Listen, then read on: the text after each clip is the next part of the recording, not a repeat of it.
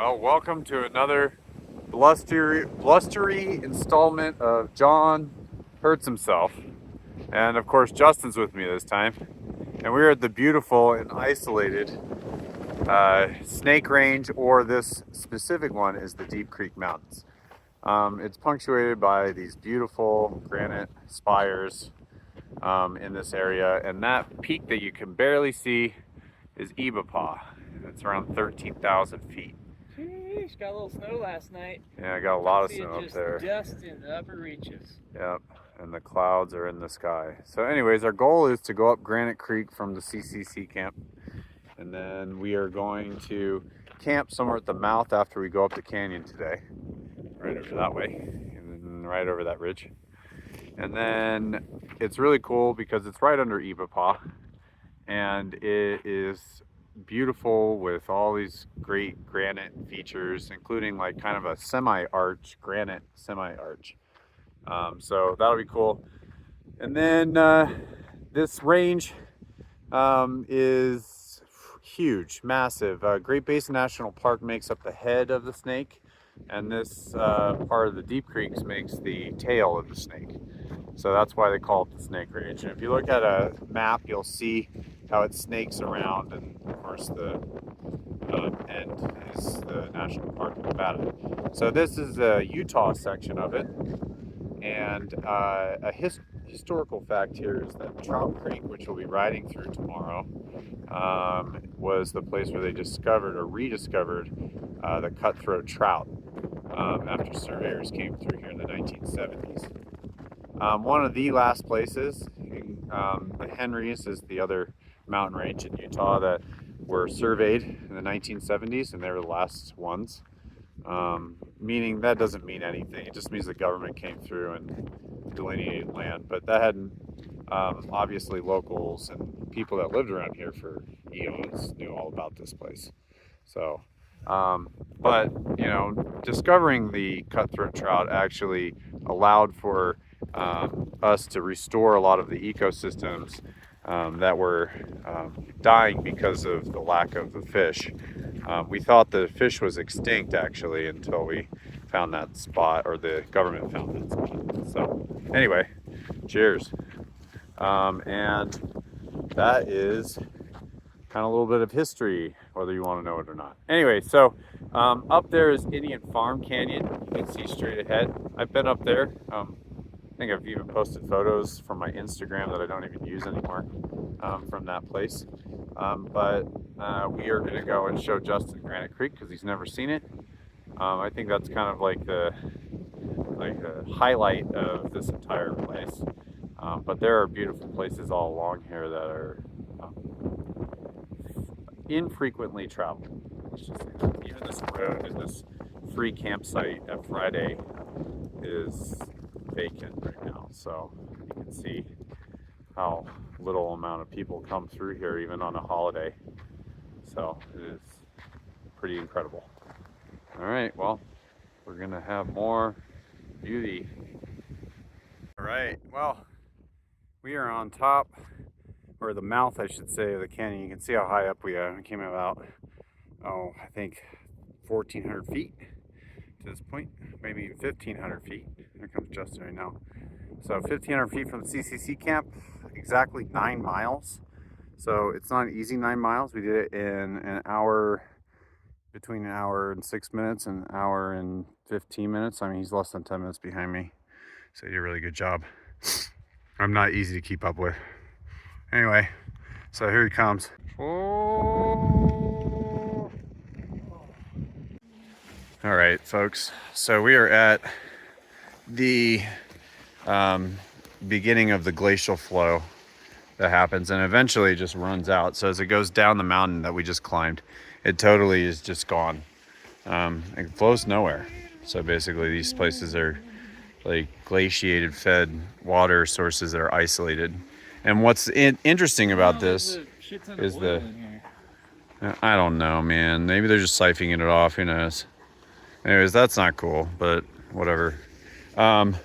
This water is all glacier, and it's fed this time of year. A quarter of this total water flow actually comes from glaciers, but it's exclusively at this point without the snow melt. Oh, there's a aircraft flying right above us. Wonder what that is. Some experimental shit. Justin's really interested in.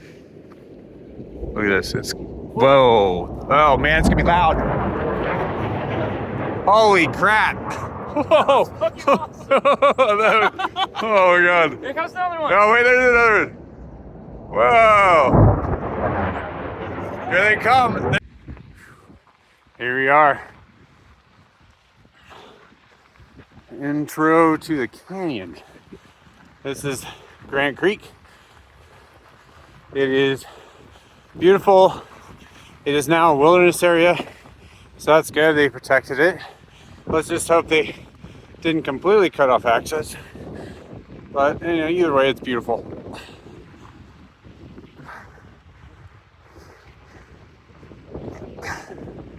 Woo. So, Justin and I were commenting on the flora and fauna in here, and it's really beautiful. It's very diverse. Kind of reminds me of those like really special places in like the Needles district and Canyonlands and Zion and little in places like that where the biodiversity is just absolutely amazing under this like beautiful backdrop. Oh man, how pretty. I've come here through here before, but I think our saving grace, even though I don't feel like this canyon is very populated, and you can see why. It's just so beautiful. I took a picture here 10 years ago, so that's kind of cool. Anyway, so up there is where we got to go. It goes up that way. It depends on access. Once again, we will find out in a minute. There's a gate over here, and we'll find out what they've done with the access up the canyon. But there is a granite arch that's forming right in front of you right there. So in like, I don't know, a million years or so, we might see enough penetration into the rock to cause a granite arch, which is really cool. So there you go, Granite Creek. Well, here we are, 10 years later, going up a huge fucking mountain, middle of nowhere. Look at that, look how beautiful. So down here, we get to the gate, first gate, really soon. After this huge arch, we get to the gate, and then we go and see if that's open. So keep your fingers crossed, folks. Otherwise, we're taking a break and thinking about our next course. But either way, it's beautiful up here. It is cold though, man. How warm do you think it is up here? Warm. Warm. 60. It's not 60. Probably 48. Maybe 40. 42. Anyways, it ain't warm, but it's beautiful. Here comes the wind. All right, let's get to the gate and see what happens there. All right, the gate is open. It is closed from December 1st to May 31st annually. And then we are golden. All right, the deep creeks. We are deep in the deep creeks right now. And the Granite Creek. What? How high does this road go? All the way basically to the, almost to the pass, to the reservation. Wow. Yeah, it's pretty crazy. Anyway, this wilderness study area is really cool because they kept the road open. Oh, excuse me. So it allows access. Woohoo. Justin's gawking at, like I am, at the sheer beauty. That ridge line is 12,000 feet high. And you can see the trees almost go all the way to the top of it. Look how fast that wind is moving. Yeah, right? It's wild. Here it comes. Absolute bluster. Hey, Justin, there's the mountain, or the mountain effect. Yeah. Where the rain shadow. yeah, rain shadow effect. You can see it in its full glory, the rain shadow. But it's snowing on this side. A little bit, but not all the way over. So the other side is more? Yeah, they're getting hammered with snow, I guess. We're not. Probably. That's sweet. I don't want to be This side's hammered. rain, you're supposed to get a foot and a half today. Yeah, so they're gonna get probably a foot up here. So we probably need to go down if it starts snowing too hard. We'll keep an eye on that, but I don't think it's supposed to on this side. No, I think it's all drying up. So you guys can see the rain shadow effect in its glory in action. Just right on the ridgeline. You only zoom in so you guys can see it. There it is. We're getting protected. Excuse me. Well, I'm waiting for Justin to find his way up on this perch. You can see the ancient footsteps of the ancient people that once lived here and used this to scout game and probably protection from other tribes. And it's been used for a very long time. This is not just water. You can see there's even a place to hide. And of course, the entire valley, which is amazing. There's a flat spot over that way. It's really nice, but I do really love how this is. You see the ancient steps? This is epic. Worth it? Yo, Yeah, dude. this place is insane. The ancient people, it seems like it's like Great Basin.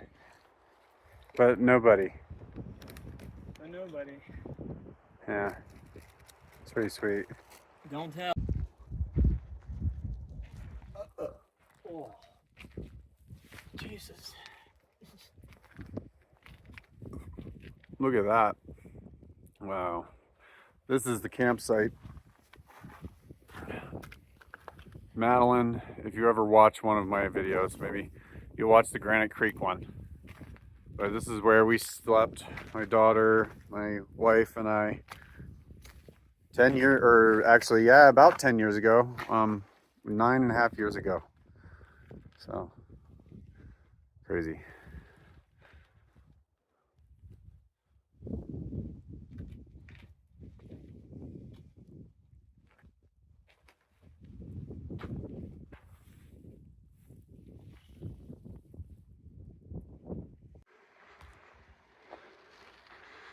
We're going right down there.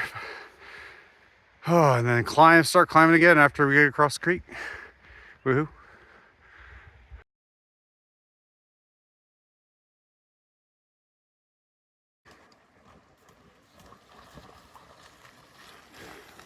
Oh.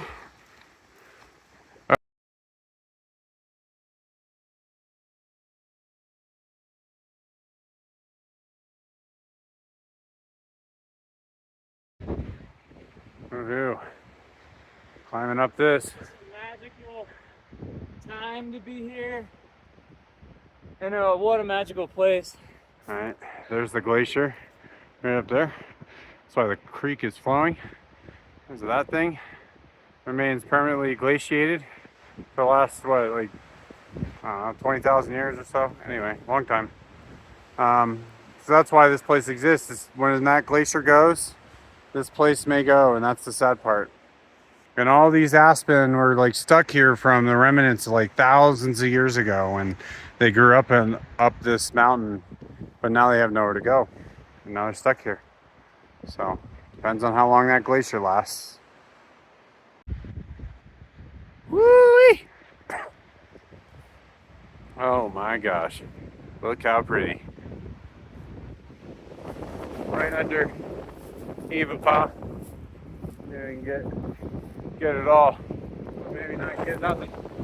But there's Eva way up there. Lord. He's really close to the ridgeline actually. Right up there. You might just turn it around. It's getting kind of cold up here. Just absolutely just amazing. And then the ridgeline goes up. You bet it. View is perfect, but you know what? It's good enough. The ridgeline goes up to the top there. And then it looks pretty rough at the ridge. Most people ascend it from up right here, this trail. And they go to the top. I think are people, so they're probably people hiking it. But we'll see. It's funny. it with both hands because the wind is bad. But there's there. And all we have to do is just hike another 3 hours to the top of that, and then 2.5 to this point, and all the way down again. So I don't think we're going to do that. We're going to hold on. Now do it. Yeah, that's what he said. All right. Well, look at our beauty.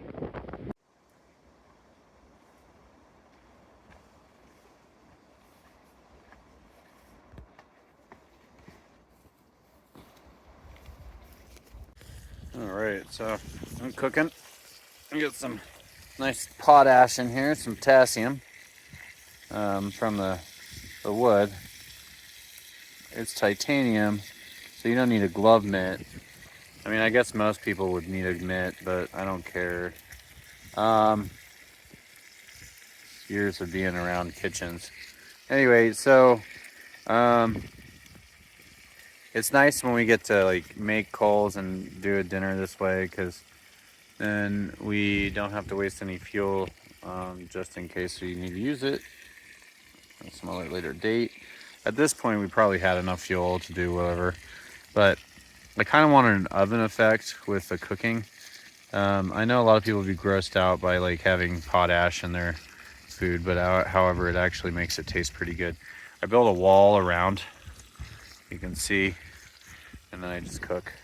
Just making sure the bacon gets totally done, and then after dinner or bacon's done, we're gonna throw that down and get the Brussels sprouts on, and then after the Brussels sprouts, we're going to put on gnocchi, hopefully. I mean, maybe we'll just be too tired at this point, but we'll try our best to get through it all. We only have one little pot, so, and God knows how long Matt's gonna be. Let's see how windy it is. Sweet. Anyway,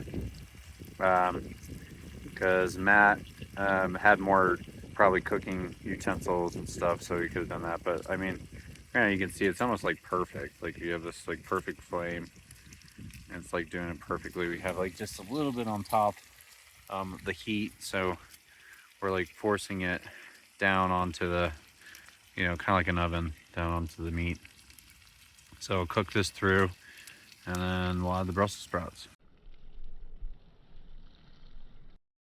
All right, well, my phone seems to be going haywire, strangely enough. It could be the fact that I'm getting too close to the flame, but I don't think that's it. It got really hot, now it's out of juice. So weird things are going on. Anyway, go figure. So this is how we cook. I purposely put the log over so that we can create an oven effect, and we can actually just place everything that we're cooking like right there, and then the back is where we light it on fire so that we have weight, or we have some heat, and we can also distribute those coals that get really hot, like that are burning, and so it's exactly like a oven. It actually tastes really good because we get our potassium. That's actually where potash or potassium comes from, potash, and potash is an essential vitamin for our bodies. So every time you cook over fire like this, you do have some residual potash, but it's actually potassium, which is really neat. So it's really good to cook over fire when you have the opportunity. I did build up this a little bit to block the wind, move some stones that were really heavy, but I don't really care. It works great now. This is how we do it normally. Hopefully one day it becomes like a bigger trip where we go from Salt Lake and then down through the Snake, and maybe I can coax Justin into going and visit my daughter in college. Who knows? Anyway, so there you go. In the wild, our tents are set up. I'm gonna pass out, and Matt will show up. All right, a little campsite. We finished eating. Now we're starting to burn some wood. There's Justin down the road. We're gonna go watch the alpenglow for 2 seconds away. Well, I grab some stuff.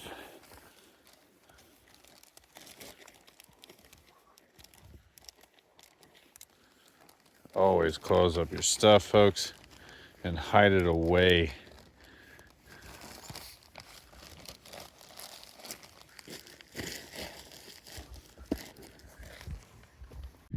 Dude, it's so beautiful. All right. Sky. Look at behind you. Yeah, I know. It's like glorious A second ago, heaven. I made a video. Wow, that was amazing. It was that big. Just that huge ridge line prevents any of that sun from hitting us for such a long time. Also keeps everything alive down here. Kinda cool. And then we gotta wait for Matt.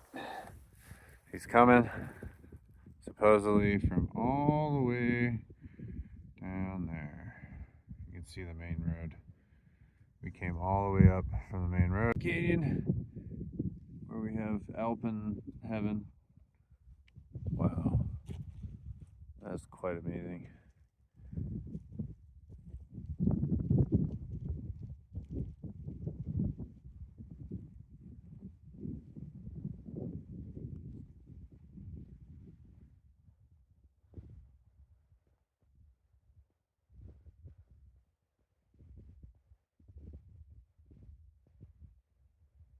Goodbye, Granite Creek.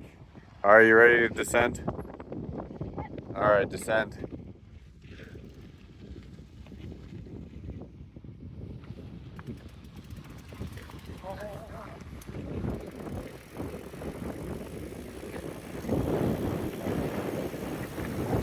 Don't catch me running. Woo!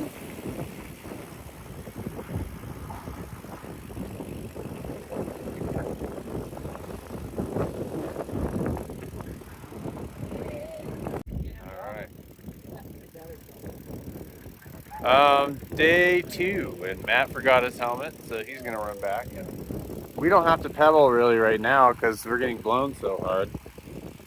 It's like an e-bike experience, except without any ease. And we got Soul, he's being blown along too. There we go, buddy. And We got here. even before. Anyway, yeah, but it never really does what we expect it to do. Remember, nothing makes sense. So, we were in Granite. You can see Granite Canyon. We have a bunch of shots of that. You can see. Now we're headed to Blue Mats through Trout Creek. And there's a little, history to Trout Creek, so it'll be cool to see that. And cool, another town. The one before it's Collio, as the locals pronounce it. And yeah, so these are like kind of isolated towns in Illinois. Woohoo! Wheeler Peak. You can see it. Boys head right to it. Well, we're gonna actually go to the right. But yeah, there you go. There's Wheeler Peak. Mount Moriah. Right over there. It's really cool to see. Anyways, Wheeler Peak and Mount Moriah. Anyways, all of these are glaciated, which makes it really cool. So it's Ivapaw, that's glaciated. And they all are fed into the desert and it goes nowhere. Amazing. Anyway. Alright, so this is the Trout Creek connection to the Pony Express. So if you're going 2 different ways, the pony runs either on this road and it connects to Trout Creek, and then you can see Weiss Highway, miles and anyway, these signs are very interesting because sometimes they don't really, dictate exactly how many miles. They're not necessarily correct, so you need to be really mindful to bring a map. Anyway, so we're gonna follow the pony now through Trout Creek, where Justin is all over there. Mount Moriah, I believe, in the distance. It could be Wheeler, but I don't think we're that close yet. Anyways, and then there's Gandy that's at the very top part of Mount Moriah, and then behind it's Wheeler. So I believe that's how it is right now, or what we're looking at. Mount Moriah is a 11,000 foot plateau up there. There we go. All right, so you can see the 11,000 foot plateau and Mount Moriah. That's how refocuses. So it's a beautiful place.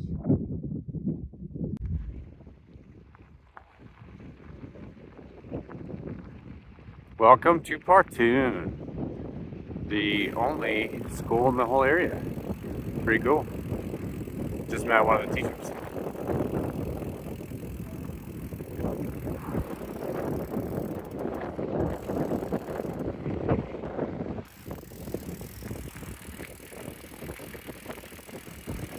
All right, there it is, Gandy Warm Springs. It's full glory. Maybe we'll find a place to sleep somewhere. Obviously, there's a bunch of places, but we're gonna have to be like down low, hopefully out of the wind. That's the key, so you can cook. So any one of these washes will be fine actually up to the Warm Springs. So go check it out, see what's available. Go to the Warm Spring, and then probably just head down and make camp. So that's cool. Here comes Justin. Here comes Justin. And then from here you can see Notch Peak through the trees. Really cool. There's Notch Peak. And then here comes Justin. There you go. On the hill. Woo! Just cycled up that killer hill. Woo-wee. Springs down there? Yeah, that's it. Oh my god. Gandy Hot Springs. Or Warm Springs. Do you lose traction? Yeah. Look at these cool flowers on this tree. Yeah, I would love mine too. You can see they're like beautiful yellow flowers. Probably for like some butterfly that comes through here. You can see the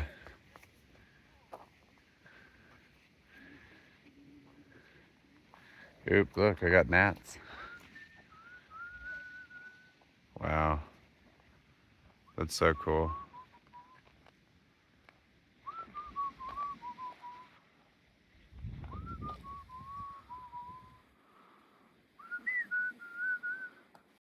Good morning. Day number 3 and day number 2 for these two. We were in Gandy. We went for a little swim in the Gandy hot springs, and I freaked myself out by going in the Gandy cave again. Thanks, Matt and Justin. Justin raw dogged it and went in without a light. It's pretty good. I'd never do that. I want to at least see before I die. Anyway, so that was really cool. Soul went in, so that was really neat. Good job, Soul. I ain't going back in. Now I've gone twice and I won't refuse. Anyway, so there you go, Gandy Hot Springs. It's beautiful. I'll show you the water actually down when Matt collects some in a little bit. But yeah, so we have biked the entire range through deep creeks, and this is kind of like the tail of Moriah. So you can see Mount Moriah, and then of course the glaciers on top. And then on top of there is a flat 11,000 foot plateau that we barely can see. Actually can't now underneath it. Anyway, so that's Mount Moriah.